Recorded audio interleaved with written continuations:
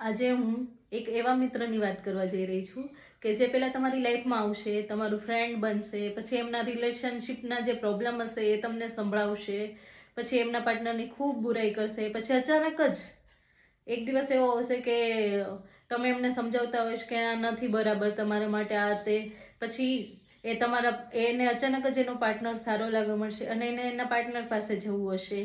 એટલે પછી તમારો વાંક કાઢી તમને વિલન બનાવી એમના પાર્ટનર પાસે પાછા જતા રહેશે અને તમારી સાથે મિત્રતા તોડી નાખશે. તો આવા મિત્ર વિશે મેં કંઈક લખ્યું છે અને આવા લોકોથી જલ્દી ને જલ્દી જેમ બને એમ દૂર થઈ જવું જોઈએ. તો એના વિશે મેં કંઈક લખ્યું છે કે સંબંધ તમારો તૂટે ને કારણ અમે ક્યાંથી હોઈએ, લો અમે દૂર જતા રહીએ. હવે સમય તો જવા દો, પછી તમને અહેસાસ થતો જોઈએ.